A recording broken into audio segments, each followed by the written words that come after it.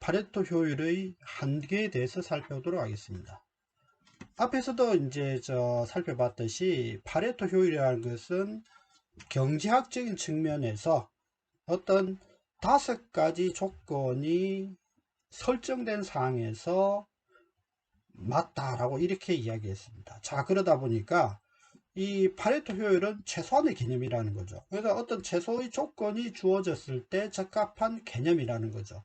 근데 이제 이것을 사회적으로 이렇게 봤을 때는 어떻느냐라고 하면은, 사회적으로는 바람직한 자원 배분을 뜻한다라고 보기는 힘들다라는 거죠. 그래서 넓은 범위, 사회적으로 넓은 범위 보면은 이 파레토 효율이 적용되기가 힘들다라고 보시면 되겠습니다.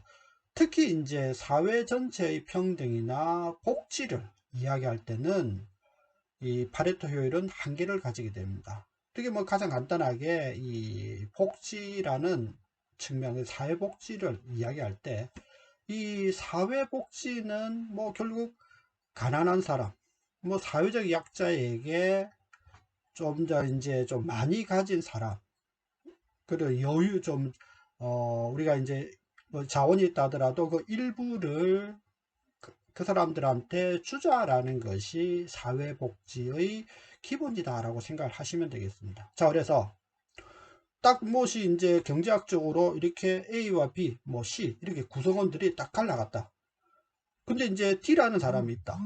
D라는 사람은 가난한 사람이라는 거죠. 근데 D라는 사람은 항상 뭐 부족하다라는 거죠. 그랬을 때 이 사람에게 주는 게 과연 경제학적으로, 그러니까 파레토 효율의 조건에서 맞느냐, 그러면 맞지 않다라는 거죠. 그래서 이 복지 측면에서는 파레토 효율은 한계를 가진다라고 이렇게 볼 수가 있습니다.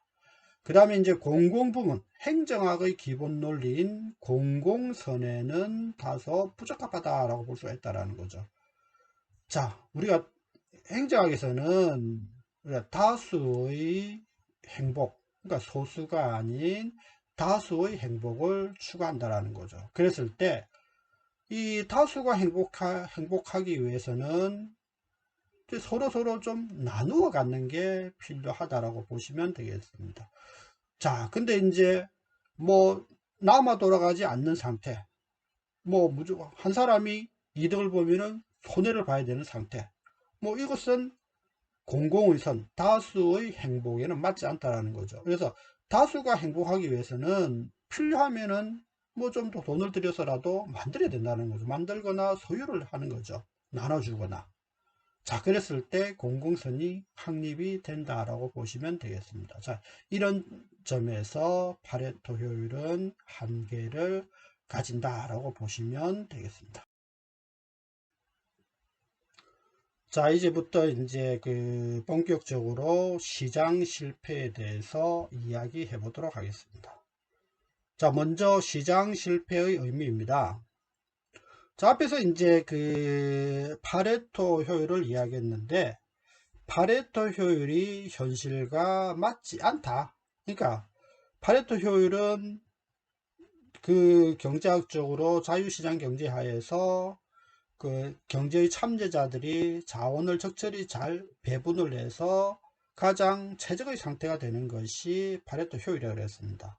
근데 이제 현실에서는 파레토 효율이 어느 정도 좀 맞지 않는 부분이 있다라는 거죠. 그래서 시장의 기능에 의해서 자원이 효율적으로 배분되지 못하는 상태가 발생할 수 있고, 이런 상태가 결국은 이제 시장 실패다라고 보시면 되겠습니다. 자, 그리고 이제 또 다른 의미로 보면은 사회적 최적 생산량에 비해서 과잉 생산되거나 부족하게 생산되는 거, 이것도 결국은 이제 시장 실패가 되는 거죠. 자, 근데 이제 우리가 이 행정학적인, 저는 또 정치학적인 측면에서 보았을 때 항상 생산은 좀 부족한 게 부족하죠.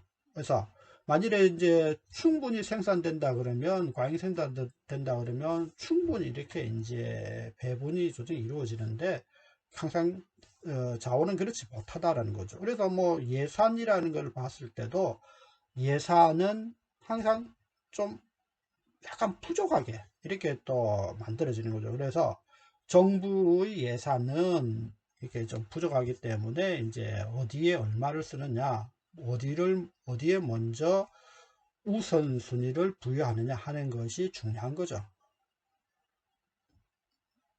자, 근데 이제 이 시장 실패가 발생하면은 그 피해를 누가 보느냐? 직접적으로 피해를 보는 사람은 당연히 국민이 되겠죠. 그래서 이 시장 실패가 나타나고 결국 그것은 국민에게 피해가 돌아가고, 그리고 국민의 행복을 저해하기 때문에 정부가 개입해야 된다는 겁니다. 그래서 시장 실패는 결국 정부 개입의 이론적 근거가 된다라고 보시면 되겠습니다. 자, 다음은 시장 실패의 원인에 대해서 살펴보도록 하겠습니다. 시장 실패의 원인은 뭐 여러 가지가 있겠지만 크게 5가지를 줄 수가 있습니다. 첫 번째가 불완전한 경쟁에 의한 독과점 시장의 형성, 그 다음에 이제 공공재와 외부 효과, 세 번째가 이익의 점증과 한계 비용의 감소, 네 번째가 시장의 불안정성, 다섯 번째가 소득 분배의 비형평성 등을 들 수 있겠습니다.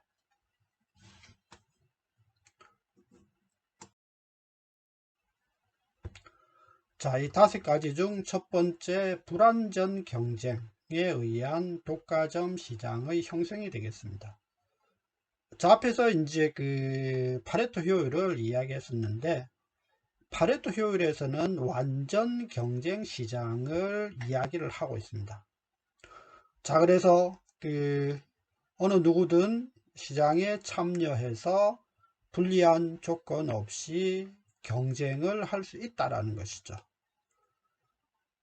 자, 결국 이제 시장 기구에 의한 자원 배분이 효율성을 가지기 위해서는 완전 경쟁이 전제되어야 된다라는 거죠.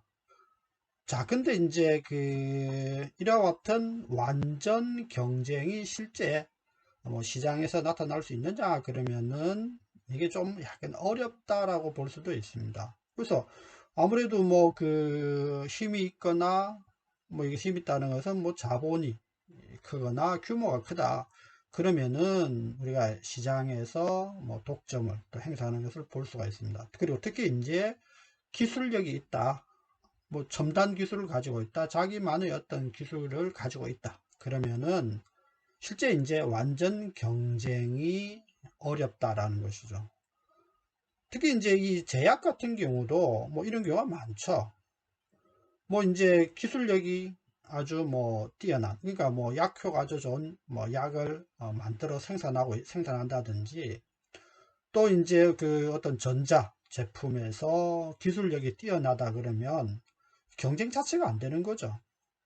자, 그러다 보니까 뭐 결국은 이제 자원 배분의 비효율성이 벌어진다라는 거죠. 특히 이제 불안정 경쟁에서는 독과점에 의한 행포가 나타나고 공급이나 소비를 왜곡한다라는 거죠. 그래서 소비가 많이 필요함에도 불구하고 가격을 높이기 위해서 공급을 줄이거나, 뭐 이제 그 공급이 모질해서 소비에서 뭐 제대로 이제 소비가 이루어지지 않는다든지 하는 뭐 그런 경우가 나타날 수 있다는 거죠. 그리고 이제 이와 같은 불안정 경쟁은 특허권이나 전매권 뭐 이것에 의해서 발생할 수도 있습니다. 그러니까 그 특허를 가진 뭐 기관이 자신의 어떤 특허권을 이용을 해서 뭐 이제 이렇게 이제 그 시장 기구에 의한 자원 배분에 좀 혼란을 유발하는 그런 경우도 있을 수 있죠. 그러니까 특허권을 가졌다 그러면은 똑같은 어떤 방식이나 어떤 기술로서 제품을 만들어낼 수가 없다라는 거죠. 그러려면은 뭐 자신만이 만들어낼 수 있고, 그러다 보면은 이 자원 배분을 왜곡시킬 수 있다라는 거죠. 그 다음에 이제 전매권도 마찬가지다라고 이렇게 보시면 되겠습니다. 자, 그 다음에 이제 규모 수익 최정 현상에 의해서 그런 어떤 뭐 독점이 나타날 수도 있다라는 거죠. 그래서 우리가 이제 규모가 크다라는 것은 그만큼 이제 대량 생산이 가능하다는 게 되겠죠. 근데 결국 이제 대량 생산이 가능하면은 이제 소규모 생산업자에 비해서 이렇게 이제 경쟁력이 높아지게 되는 거죠. 그래서 결국 이제 또 대규모 생산을 통해서 수익이 또 늘어날 수가 있다라는 거죠. 그래서 규모가 커지면 그만큼 수익도 덩달아서 커지는 현상을 볼 수가 있습니다. 그래서 이제 이것이 결국은 이제 독점화를 진행시키고 시장 실패를 가져온다라는 거죠. 자, 시장 실패의 원인으로 공공재와 외부 효과가 있다라고 했습니다. 그래서 여기서 먼저 공공재에 대해서 살펴보도록 하겠습니다. 자, 우리가 이제 그 민간 기업이 제공하는 재화를 보통 이제 사적재다 그렇게 하죠. 근데 이제 정부가 제공하는 재화를 일반적으로 공공재다라고 이렇게 이야기합니다. 근데 이제 그 왜 민간은 사적재고 정부는 공공재다라고 이렇게 하느냐 그러면은 그 좀 달리 이야기하면은 민간은 공공재를 공급할 수가 없다라고 근데 이제 완전히 단정짓기보다는 공공재를 공급할 수는 있지만 민간 기업이 손해보면서 공공재를 공급하겠느냐 했을 때 그렇지 않다라는 거죠. 뭐 기업의 어떤 사회적 책임, 뭐 기업의 어떤 윤리, 뭐 이런 것도 이야기하지만 기업이라는 것은 결국 이제 자신의 어떤 이익을 도모하는 그런 어떤 기관이라 볼 수가 있는 거죠. 자, 그랬을 때 손해보는 장사를 한다. 그거는 이제 좀 기업의 입장에서 말이 안 맞죠. 자, 그래서 뭐 결국은 이제 정부가 이 공공재를 제공하는데 그리고 정부는 손해를 보면서 이렇게 재화를 제공하기도 한다라고 보시면 되겠습니다. 그것은 이 공공재가 가지고 있는 어떤 특징이죠. 특징 때문이다라고 볼 수가 있는데 우리가 이제 가장 일반적으로 공공재의 특성으로 비경합성과 비배제성을 들 수가 있습니다. 그래서 공공재는 비경합성과 비배제성을 동시에 갖는 재화이기 때문에 뭐 결국 이제 이익을 남기려 하지 않고 뭐 도리어 우리가 뭐 경제적인 측면에서는 뭐 손해를 보기도 한다라는 거죠.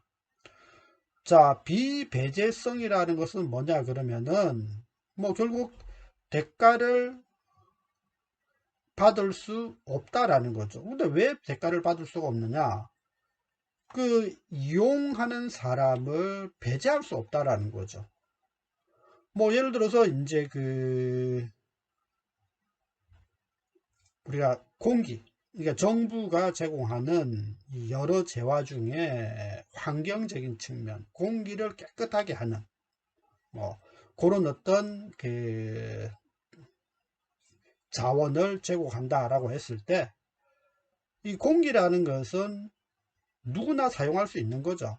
그래서 뭐 예를 들어서 이제 뭐 세금을 사람들마다 세금을 내는 게 다른데 당신은 세금을 많이 냈으니까 많이 사용하고 당신은 세금 안 냈으니까 사용하지 말라. 이거는 이제 맞다는 거죠. 결국 배제하지 못한다. 뭐 대가를 지불하지 않았다 그래서 이게 뭐 이제 그 사용하지 말라 이렇게 안 된다는 거죠. 그 다음에 이제 비경합성이라는 것은 경합을 하지 않는다. 그러니까 뭐 좀 달리 이야기하면은 더 많은 재화를 사용하기 위해서 뭐 이제 서로 이렇게 뭐 다툼이 일어난다든지 뭐 이렇지 않다라는 거죠. 자, 그래서 뭐 이제 뭐 그 결국 이 공공재의 비경합성과 비배제성 이런 어떤 특성 때문에 이 시장 실패가 나타난다라는 거죠. 자, 근데 이제 이와 같은 공공재는 시장의 가격 기구를 무력한다. 그래서 시장 실패를 가져올 수밖에 없다라고 이렇게 이제 보시면 되겠습니다.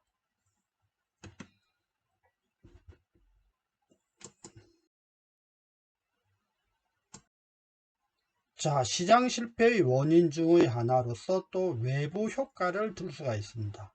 자, 외부 효과는 다른 사람에게 혜택, 이로운 외부 효과를 주거나 손해, 해로운 외부 효과를 입히면서도 대가를 주지 않는 경우를 이야기한다 라고 보시면 되겠습니다. 자, 어떤 행위로 인해서 뭐 예를 들어서 자기가 이득을 얻었다 그러면은 당연히 거기에 따른 이득에 상당하는 어떤 보상을 하는 게 맞겠죠. 근데 이제 이 외부 효과라는 것은 원래 의도하지 않았던 어떤 영향이라는 거죠. 근데 이런 어떤 의도하지 않았기 때문에 처음부터 여기에 대해서 가격을 책정하거나 하는 것이 이루어지지 않는다라는 거죠. 그리고 이제 만일에 손해를 입혔다 하더라도 이 손해가 그 행위에 의한 것인지를 명확하게 밝히기가 좀 힘들게 됩니다. 자, 그랬을 때 이 뭐 손해를 입었다고 그래서 뭐 보상을 해주느냐, 이게 아니라는 거죠. 그래서 뭐 이제 그 외부 효과 유형은 크게 외부 경제와 외부 불경제로 나누어지는데, 뭐 외부 경제 효과든 외부 불경제 효과든 의도하지 않았던 것이기 때문에 이제 그런 어떤 효과가 발생한다 했을 때 결국 시장은 이걸 갖다가 이제 운용하기가, 시장에서 담당하기가 힘들다라고 보시면 되겠습니다. 자, 그래서 외부 효과가 긍정적이든 부정적이든 뭐 이런 여부와는 상관없이 시장에서는 이 자체를 처음부터 고려하지 않았기 때문에 이런 것이 발생하는 것 자체가 어떤 우리가 이제 비효율적인 것이다 라고 이렇게 볼 수가 있는 거죠. 자, 그래서 이런 어떤 원래대로라면은 이 외부 효과를 충분히 고려된 상황에서 뭐 가격이 다 책정이 되고 해야 되지만 우리가 얼마를 생산하고 얼마를 이게 이제 공급하고 거기서 가격을 얼마를 뭐 수익을 얻고 이런 것들이 고려돼야 되는데 실제 그렇지 못하다라는 거죠. 자, 그리고 이제 외부 효과, 특히 이제 외부 이로운 효과를 이렇게 이제 그 뭐 고려를 하고 이루어지는 대표적인 어떤 그 정부 활동은 뭐 사회 자본 시설을 확충한다든지 환경 보호를 한다든지 뭐 사회적 권리를 확충하는 것이다 라고 보시면 되겠습니다. 근데 이제 이런 것들은 특히 이제 시장이 감당하기가 힘들다는 거예요. 시장에서 이렇게 이제 담당하기 힘들고, 결국 이것은 시장이 못하니까 정부가 해야 되는 어떤 그런 측면이다 라고 보시면 되겠습니다.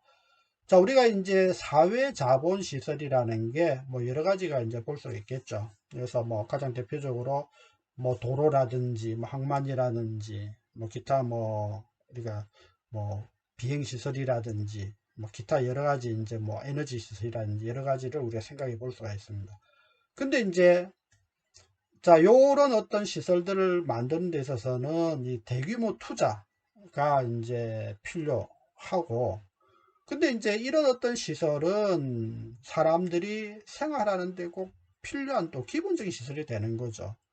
그러다 보니까 뭐 이제 그 앞에서 이야기했던 공공재의 어떤 특성, 그러니까 뭐 배제하지 못하거나 뭐 경합을 뭐 안 해도 되는 뭐 그런 상황이 벌어지는 거죠. 특히 이제 뭐 예를 들어서 도로를 한번 생각해 보면은, 근데 이제 뭐 여러분 알다시피 민자도로라고 있습니다. 그 뭐 고속도로 같은 거 민자 고속도로 해가지고 이제 이용자만 이렇게 이제 돈을 받는 뭐 그런 것도 있긴 있지만, 근데 이제 그거 왜 우리가 일반 도로를 한번 생각해 보시면은 일반 도로는 누구든지 이용할 수가 있는 거죠.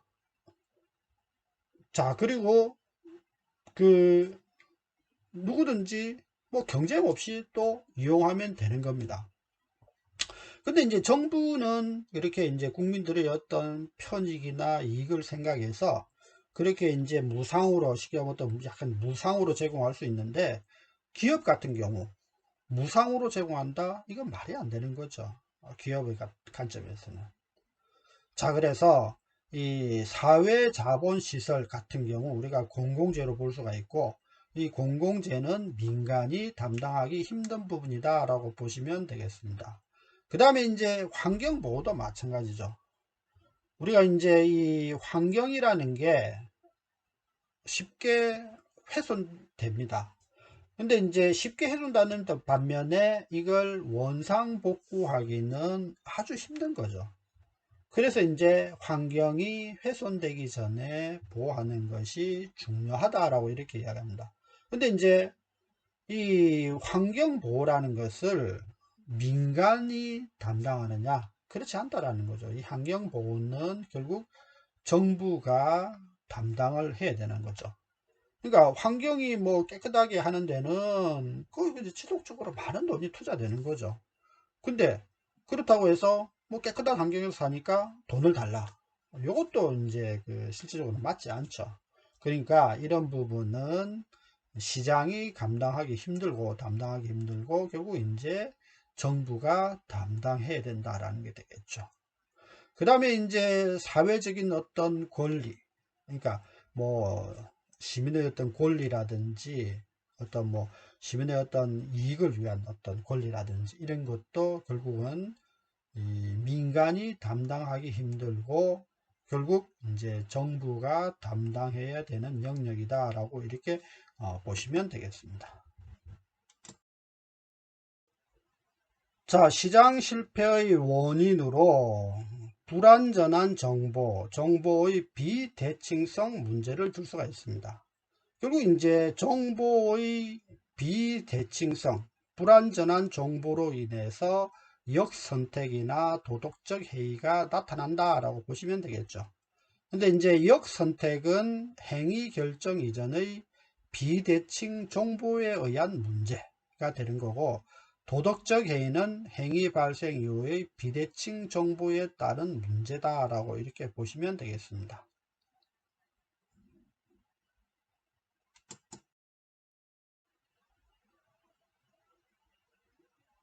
자, 불완전한 정보의 문제 중에 첫 번째 역선택의 문제입니다. 자, 원래 이제 그 올바른 결정을 하려 그러면 A라는 대안을 선택하는 것이 맞은데 정보가 불완전하기 때문에, 그러니까 그 정보를 모른다는 거죠. 정보를 제대로 알고 있지 못하기 때문에 반대의 선택을 하는 경우가 발생을 한다라는 거죠. 그래서 이것을 뭐 시장이 뭐 쉽게 어떻게 생각하면은 시장이 제대로 정보를 제공 안 해주고 자신들의 이익만 추구하는 경우, 그대로 방치하는 경우 이것은 문제가 되는 거죠. 그래서 정부가 규제를 해야 되는 것이 된다는 겁니다. 그래서 역선택의 예를 보면은, 자, 중고차를 누가 산다. 근데 이제 아무래도 중고차 판매자는 자동차에 대해서 잘 알죠. 그 차가 어떤 차고 속이 어떻고 겉이 어떻고 이걸 잘 안다라는 거죠. 근데 일반 시민 구매자는 그 차에 대한 정보를 잘 모릅니다. 그러니까 그 차가 어떤 차가 좋은 차인지 그 내부 속속들이 모른다는 거죠. 그래서 품질 정보에 대해서 중고차 판매자는 잘 알고 있지만 구매자는 모른다는 거죠. 자, 근데 이제 구매자가 딱 차를 이제 구입을 중고차를 사려고 딱 보니까 이제 그 알다시피 이제 그 내부가 어떻게 되어 있느냐, 뭐 예를 들어서 엔진이 어떻느냐, 내부 쪽에 뭐 제대로 뭐 잘 되어 있느냐 하는 것들은 겉으로 봐서는 모르죠. 그래서 이제 보통 이제 소비자, 구매자는 겉으로 보고 판단을 하죠. 외관이 말짱하네. 그 다음에 이제 뭐 아주 뭐 칠이 잘 되어 있네. 깨끗해 보이네. 이렇게 이제 보통 이것만 가지고 선택을 하죠. 그래서 자동차 내부보다는 외관만 보고 선택을 한다는 겁니다. 근데 이제 중고차 판매자는 알죠. 자기가 이제 내외부보다는 내부가 훨씬 더 중요하다라는 거. 근데 구매자가 그걸 모르기 때문에 그냥 뭐 구매자가 외관이 좋다 그러면 뭐 그렇게 외관이 좋은 거 선택하시면 됩니다라고 이렇게 하는 거죠. 그래서 결국 이제 구매자는 원래는 이제 그 뭐 외관보다는 내부가 좋은 차를 선택해야 되는데 외관만 보고 선택하는 그런 어떤 실패가 나타난다라고 보시면 되겠습니다. 그 다음에 이제 두 번째가 보험 판매자와 보험 구매자의 보험에 대한 정보 비대칭, 이것이 보험의 역선택을 일으킨다라고 보시면 되겠습니다. 뭐 결국 이제 우리가 그 보험을 선택하는데 손해보는 보험을 선택하는 경우가 있다라는 거죠. 그래서 이거는 아마 여러분들 부모님이라든지 뭐 보험을 한번 들어본 사람들은 아마 좀 잘 아실 수가 있을 겁니다. 근데 이제 뭐 보험 상품도 다양합니다. 뭐 여기서 이제 보험에 대해서 뭐 자세하게 이야기하는 그렇지만 우리가 이제 그 보험도 크게 이제 갱신형과 비갱신형을 또 들 수가 있습니다.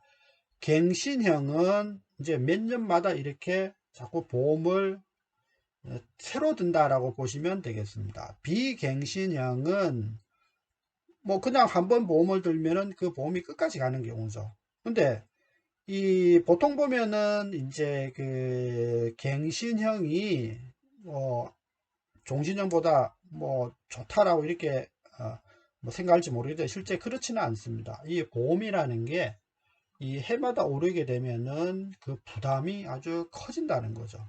그래서 일단 보험을 갖다가 이제 선택할 때 이 갱신형보다는 비갱신형을 이제 보통 이제 선택을 하라라고 이렇게 이야기합니다.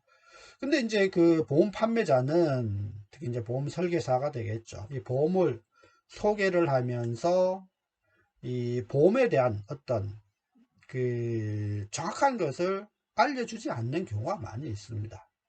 그리고 이제 우리 보험약관이라든지 이런 걸 갖다가 혹시 여러분들 집에 있는지 모르겠는데 그걸 보면은 글씨가 참 작아요. 그래서 무슨 내용인지, 그래서 보험에 대해서 좀 관심이 없다 그러면, 전문 지식이 없다 그러면 모르는 경우가 태반입니다.